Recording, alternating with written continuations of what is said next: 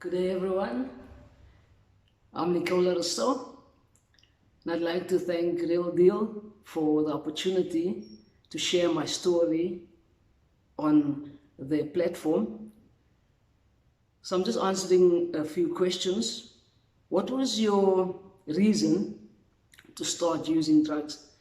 Now, I'd see it like a trap because I was 11 and a guy 25 years older than me introduced me to weed. And I was on my way to school, high school, that first day for registration, and we bumped into him, me and a friend of mine, and he stopped us and he introduced us to weed. He told us that we must just take a couple of puffs of it and it's going to be fine, everything is going to be fine. And I said to him, no, there's no way, there's no way. And we were about to leave, and he didn't want us to leave. He convinced us. He told us that you're going to be going to house parties, clubs, and you'll see your friends are tripping and enjoying and all of that. It will always leave a question mark. You have to try it. And I always say that this guy was so good. He dished up that plate of food so well, and we couldn't reject it. So the second question here is, which drug seems the most innocent that parents shouldn't take lightly? So I'd say alcohol and weed, solely because people don't really think that alcohol can get to such an extent that it's becoming a problem, and as well as weed. Also because now it's legal, and it's just messed up the mentality on that, and a lot of people think it's a herb and all of that. So, but even Oka pipe is a gateway to cigarettes, to weed, and before you know it, you're gone. Number three, how difficult was it to find your drug of choice? So for me, I think in the beginning, the guy that introduced me, he obviously provided it for me in the beginning, but before he knew that what his intentions was with me. Before I knew it, I started making a way, breaking out of the house, just going an extra mile to get it. I couldn't handle like life without it. I say that me and my drug became a love affair. So I went off my head for it. So it was very easy for me to get it. I made a plan to get it. Number four, how did you hide your drug abuse? So in the beginning, I obviously had to hide it from my parents and also from my friends, but it wasn't for long before I was exposed. I wasn't even for long. I wasn't in the closet for very long because I wanted to use.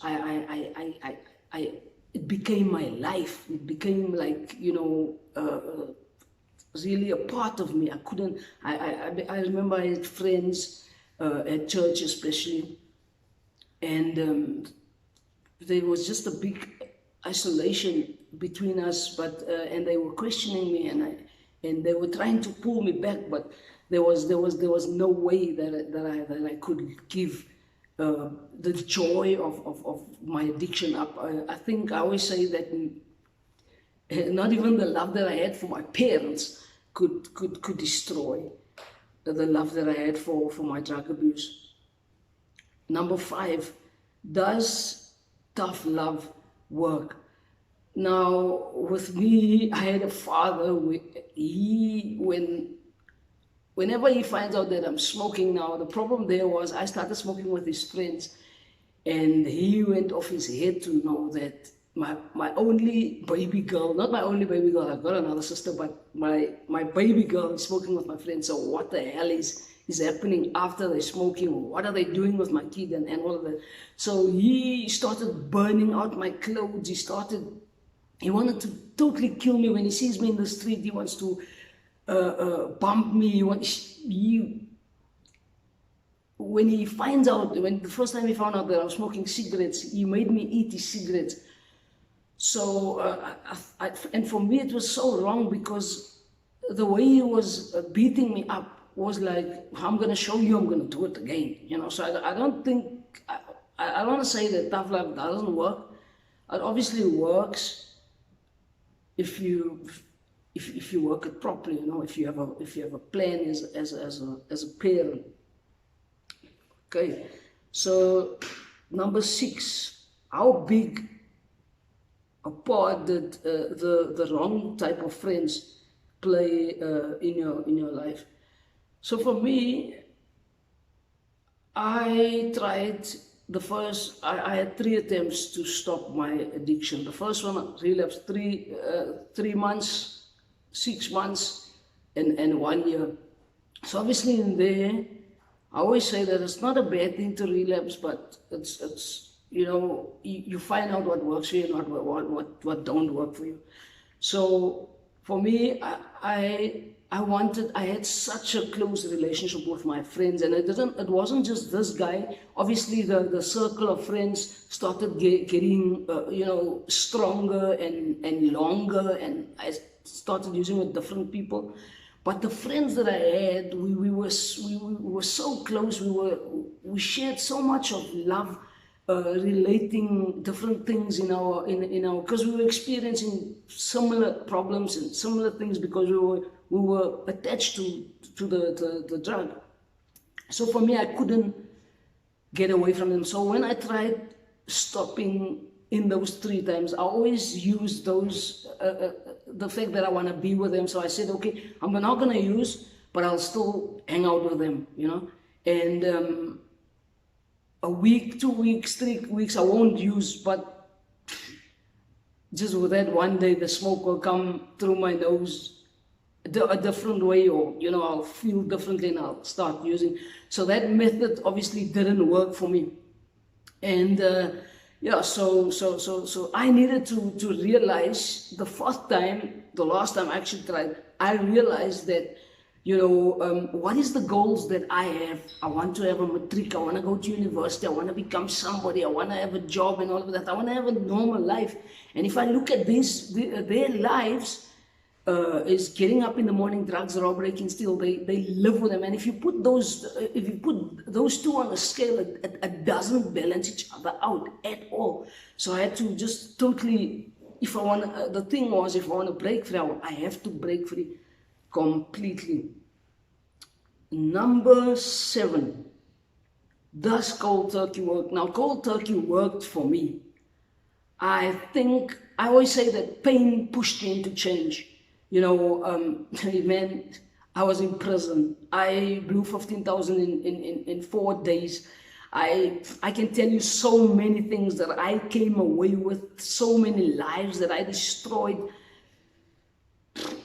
I was deep into it. I'm a miracle sitting here coming out of it. So I went to cold turkey. I just had to stop. I saw death. It was either death, life in prison, or picking up a disease somewhere. You know, because I started living on the street. So cold turkey totally worked for me. I'm not saying it's going to work for you, but you got to find what's going to work for you in order to become clean. Number 8, what type of signs should parents look for? Well, I think red eyes,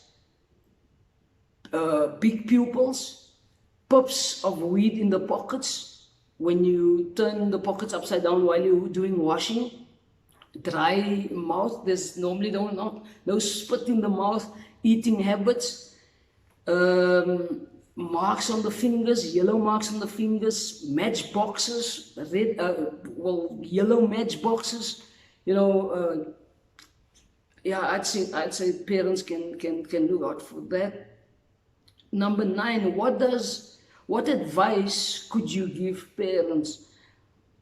You know, I had, like I said, I had two different parents. Mom, dad was totally different. My father said, "You're going to die a drug addict." I was very surprised because he was an addict himself. I thought he would treat the situation better. My mom, she prayed, she believed, she trusted. God gave her a vision. Your child is not going to be like this forever. She's going to be a motivational speaker and all of that. I laughed in her face when she told me that. So, but she, you know, when I came back home that day with my black bag from the street, I said, you know, Mom, Dad, I really give me another chance. My dad just saw the last time I came with the same song home. That's all he see. She saw a chance. She saw a clear chance no matter what happened. You know, she always looked at things in a different perspective. So I would say, like, you know, pray for your child, encourage your child, love your child through this, because I believe that my will was stolen from him.